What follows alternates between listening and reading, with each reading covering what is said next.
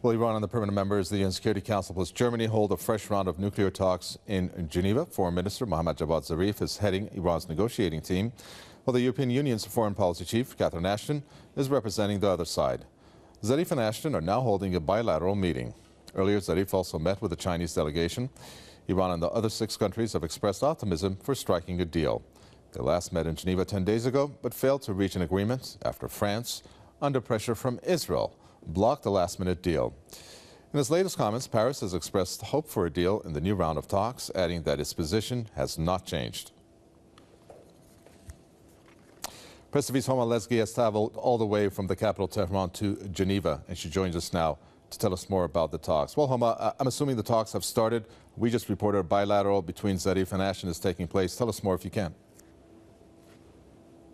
Yes, Kaba, as you just said there, we're hearing that finally that working lunch has been held between Catherine Ashton, the EU foreign policy chief, and Iranian foreign minister Mohammad Javad Zarif. And this meeting took place after Catherine Ashton headed a meeting with the P5+1 itself. It looks like a lot of those speaking in the media, what we're hearing in the reports, a lot of those who've come in this meeting are very hopeful that they can reach a deal. But again, as you mentioned there in the news, France is being seen as a sticking point. What are France's concerns, or we could say what are the points that France brought up during the previous round of talks? We've been hearing talk about the Arak heavy water plant in Tehran. We know, Kaveh, that the Arak heavy water plant has 2 parts.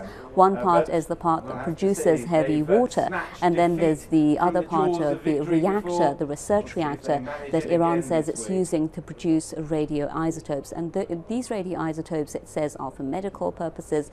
They can also be used in the industrial and agricultural sectors. And Iran says that it has around 850,000 patients annually who need these kinds of radioisotopes to treat, cancer, AIDS, etc. So it says this is what the research reactor in Iraq is about. And it's also saying that this research reactor, or the heavy water production facility, has not even become fully operational yet. So why, it's asking, should France or any other party be concerned about a plant that's still not fully operational and is under the supervision of the IAEA? We know that Iran and the IAEA reached an agreement earlier on in Tehran with Iran's Ali Akbar Salehi, the head of the Atomic Energy Organization in Iran, and Iran has allowed the IAEA, according to that deal, to conduct further inspections of the Arak heavy water facility.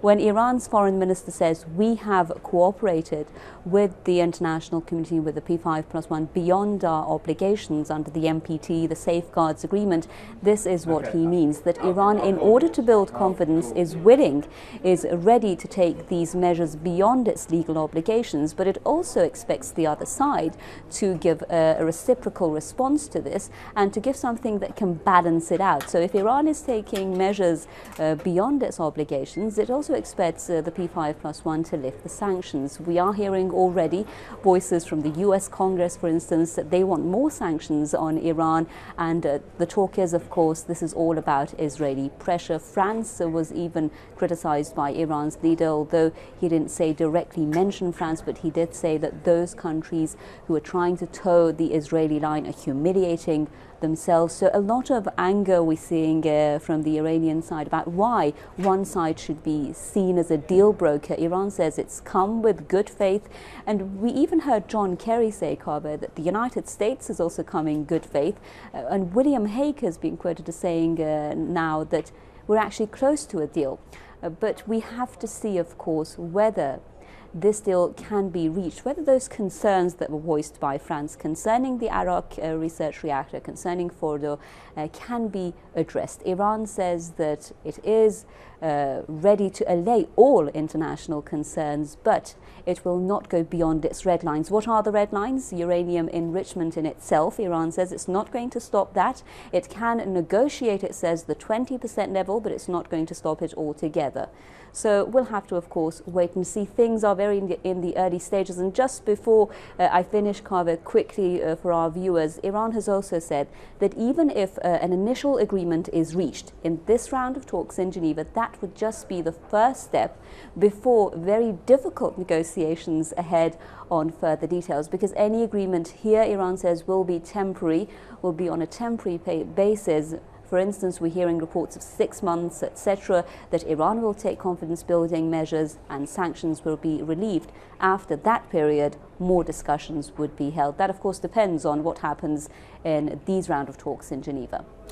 Very well. I'm sure we're going to be in touch with you. Thank you very much for that complete update there. That's Homa Lesky talking to us there from Geneva. Thank you, Homa.